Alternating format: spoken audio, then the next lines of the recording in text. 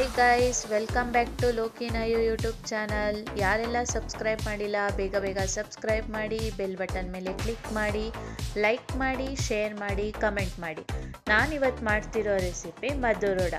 ಅದಕ್ಕೆ ಬೇಕಾಗಿರುವ ಸಾಮಗ್ರಿಗಳು: 1 ಕಪ್ ಅಷ್ಟು ಅಕ್ಕಿ ಹಸಿಟ್ಟು ತೊಗೊಂಡಿದ್ದೀನಿ, ಅದೇ 1 ಕಪ್ಪಲ್ಲಿ ರವೆ ತೊಗೊಂಡಿದ್ದೀನಿ, ಮತ್ತು ಸಣ್ಣದಾಗಿ ಹಚ್ಚಿರೋ 2 ರಿಂದ 3 ಈರುಳ್ಳಿ ತೊಗೊಂಡಿದ್ದೀನಿ, ಅರ್ಧ ಕಪ್ ಅಷ್ಟು ಮೈದಾ, ಮತ್ತು ಸ್ವಲ್ಪ ಕರಿಬೇವು, 1 ಹಸಿಮೆಣಸಿನ್ಕಾಯಿ, 1 ಸ್ಪೂನಷ್ಟು ಶುಂಠಿ ಮತ್ತು 1 ಸ್ಪೂನಷ್ಟು ಎಳ್ಳು.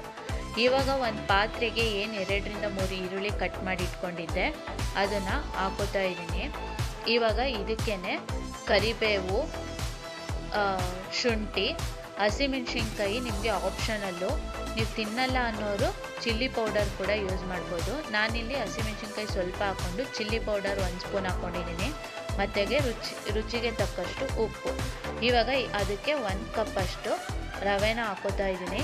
ಇದು ನೀರು ಬಿಡುತ್ತೆ ಈರುಳ್ಳಿ, ಆ ಥರ ಚೆನ್ನಾಗಿ ಮಿಕ್ಸ್ ಮಾಡ್ಕೋಬೇಕು. ನೀರು ಬಿಡೋ ತನಕ ನೋಡಿ, ಈ ಥರ ಎಲ್ಲನೂ ಬಿಡಿಸಿ ಮಿಕ್ಸ್ ಮಾಡಿಕೊಂಡು 1 ಕಪ್ ಅಷ್ಟು ಅಕ್ಕಿ ಹಸಿಟ್ಟನ್ನ ಆ್ಯಡ್ ಮಾಡ್ಕೋತಾ ಇದ್ದೀನಿ.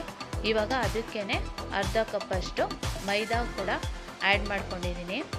ಇವಾಗ ಎಣ್ಣೆನ ಸ್ವಲ್ಪ ಗ್ಯಾಸ್ ಮೇಲೆ ಬಿಸಿ ಮಾಡಿಬಿಟ್ಟು ಹಾಕ್ಕೊಳ್ಳೋಣ. ಇವಾಗ ಇದನ್ನು ಫುಲ್ಲು ನೀಟಾಗೆ ಮಿಕ್ಸ್ ಮಾಡ್ಕೋಬೇಕು. ಇದನ್ನು ನೋಡಿಕೊಂಡು ಸ್ವಲ್ಪ ಸ್ವಲ್ಪ ನೀರಾಕಿ ಮಿಕ್ಸ್ ಮಾಡ್ಕೊಳ್ಳೋಣ.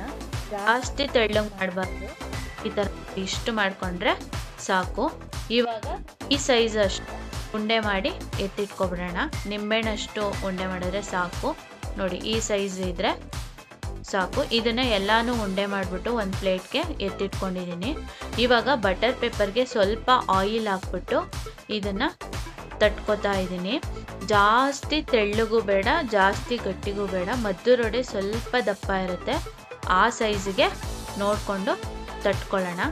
ನೋಡಿ, ಈ ಥರ ಇಷ್ಟು ತಟ್ಕೊಂಡ್ರೆ ಸಾಕು. ಇವಾಗ ಒಂದು ಬಾಣಲಿಗೆ ಎಣ್ಣೆ ಹಾಕ್ಬಿಟ್ಟು ಕಾಯಕ್ಕಿಡೋಣ. ಇದನ್ನು ಮೀಡಿಯಮ್ ಫ್ಲೇಮಲ್ಲೇ ಫ್ರೈ ಮಾಡ್ಕೋಬೇಕು.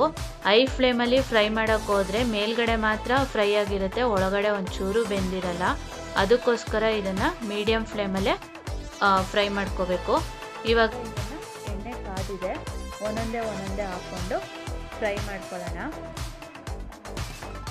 ಜಾಸ್ತಿ ಲೋ ಫ್ಲೇಮು ಬೇಡ, ಹೈ ಫ್ಲೇಮು ಬೇಡ, ಮೀಡಿಯಮ್ ಫ್ಲೇಮಲ್ಲೇ ಫ್ರೈ ಮಾಡ್ಕೊಳ್ಳೋಣ. 2 ಸೈಡೂ ಎತ್ತೆತ್ತಾಕೊಂಡು ನೋಡಿ, ಇಷ್ಟು ಫ್ರೈ ಆದರೆ ಸಾಕು.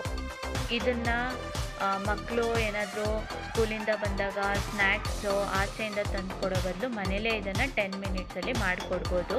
ಮತ್ತು ನಮಗೆ ಏನಾದರೂ ಟೀ ಕಾಫಿ ಜೊತೆ ಏನಾದರೂ ತಿನ್ನಬೇಕು ಅಂತ ಅನ್ನಿಸ್ದಾಗ ಈವ್ನಿಂಗ್ ಸ್ನ್ಯಾಕ್ಸ್ಗೆ ಈ ಥರ ಮಾಡಿಕೊಂಡು ತಿನ್ಬೋದು. Thanks for watching my video. Next ರೆಸಿಪಿಯೊಂದಿಗೆ ಸಿಗ್ತೀನಿ. ಬಾಯ್.